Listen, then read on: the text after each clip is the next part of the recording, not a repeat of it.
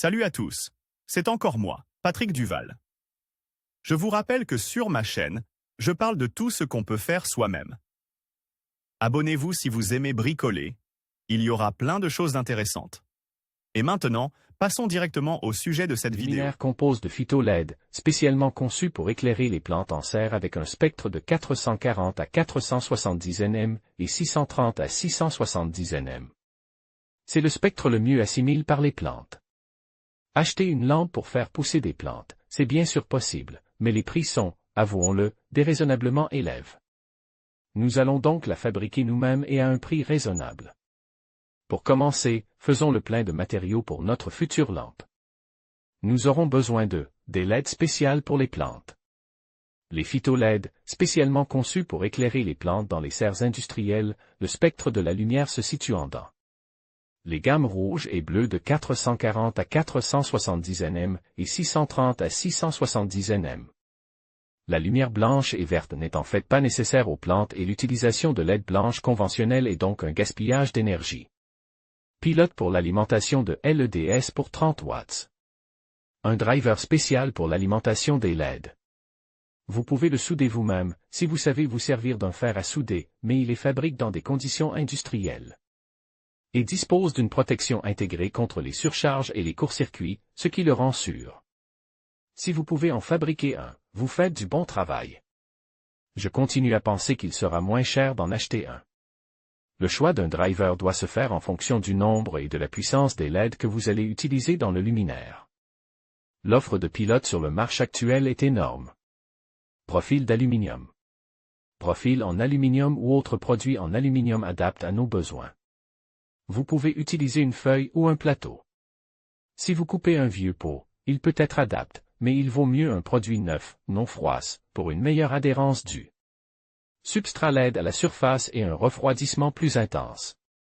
Toutes sortes de profils sont aujourd'hui vendus, alors choisissez ce qui est le moins cher et ce qui vous convient le mieux. La seule condition est de choisir la surface de refroidissement nécessaire pour chaque LED. Pour ce faire, vous devez considérer que la température appropriée pour le fonctionnement normal de la LED est de 65 degrés, mais que plus la température est basse, plus l'efficacité de la LED est élevée et plus sa ressource est importante, la température optimale est donc de 45 degrés et pas plus. Pour chaque watt de puissance, les LED ont besoin d'un radiateur de refroidissement en aluminium d'une surface d'environ 20 cm. Mais plus si possible. Patay conductrice de chaleur. Patay conductrice de chaleur. Dans les magasins de pièces détachées pour radio, il y a un grand choix et ce n'est pas très cher. Boulons et écrous pour 2. Boulons et écrous de 2 mm. Dans les magasins, ils coûtent quelques centimes. Choisissez un boulon à tête fraisée, il ne court-circuitera pas les plaques de contact de la LED. La longueur du boulon doit être choisie en tenant compte de l'épaisseur du profil et plus 6 mm. Une boîte pour le conducteur. Des fils à souder au LED, vous pouvez en trouver dans du vieux matériel, un peu d'étain, du flux, ce qui est, pour la soudure, un fer à souder, une mèche de 2 mm avec une perceuse, une prise avec un fil pour connecter la future lampe au réseau, une petite boîte en plastique pour le pilote et vous pouvez commencer à fabriquer. La boîte ira même jusqu'à l'éponge pour nettoyer les chaussures. Fabrication d'une lampe LED pour plantes. Pour commencer, marquez le profil pour percer les trous de fixation des LED.